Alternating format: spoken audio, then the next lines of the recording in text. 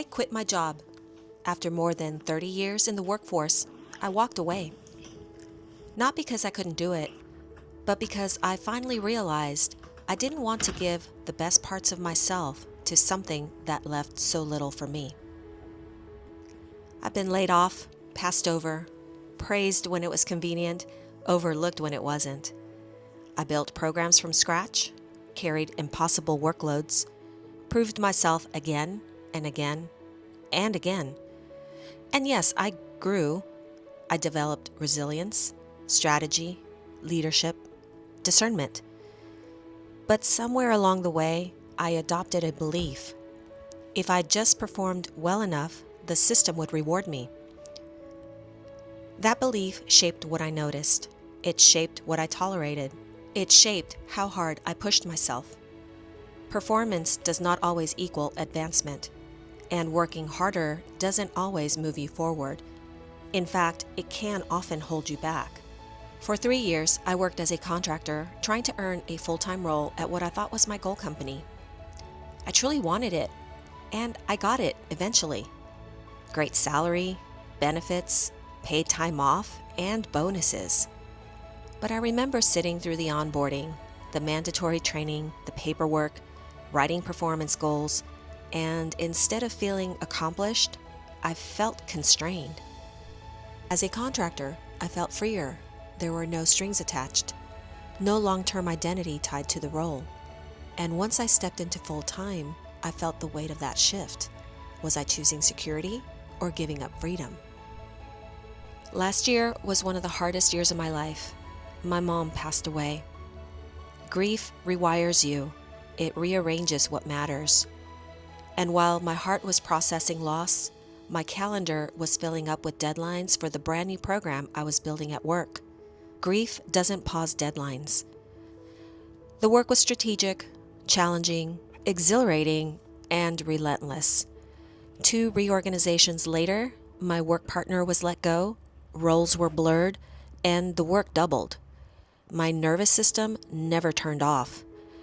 And when your body lives in survival mode long enough, you stop seeing possibilities. You only see threats, tasks, deadlines, the next fire to put out. One day, I realized something simple. This pace is not aligned with who I want to be. I had been operating from an identity that no longer fit. The reliable one, the fixer, the high-capacity one who could carry it all. But I'm not here just to carry things. I'm here to create. Security that costs your peace isn't security. I don't want to trade alignment for the perceived safety of a paycheck. A salary can feel stable, but stability without space to breathe is just another form of survival. And you cannot build a creative life while living in constant survival mode. A few months before I resigned, something started shifting. I began studying how our thoughts drive emotion and how emotion drives behavior. I learned about the brain's filtering system, how it highlights what aligns with our beliefs and filters out the rest. And I started paying attention to my own patterns.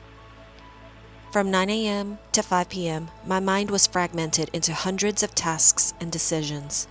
Chat notifications, emails, deadlines, constant activation.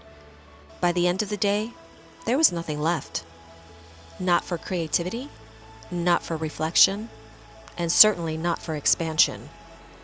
I began to see that the structure of my job wasn't just demanding, it was misaligned with who I naturally am. The more conscious I became, the harder it was to ignore that misalignment. And once I saw it clearly, the decision wasn't dramatic, it was inevitable. When I made the decision to leave, something else happened. My attention shifted. I started noticing different things, ideas I couldn't see before, energy I didn't feel before, possibilities that had likely always been there, but my nervous system had been too busy surviving to recognize them. For years, mine was wired for performance, for proving, for staying indispensable by working harder, by hustling. When I changed who I believed I was becoming, my attention shifted.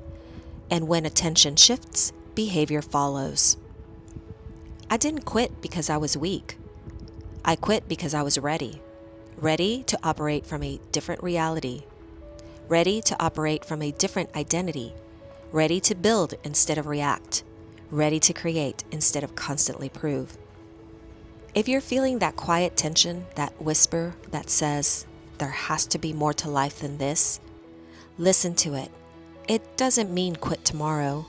It means examine the identity you've been operating from and asking whether you chose it consciously or simply inherited it. Because the moment you change who you believe you are, your life begins to reorganize around that decision. And that's where you stop living by conditioning and start living by design. That's where you reclaim authorship of your life.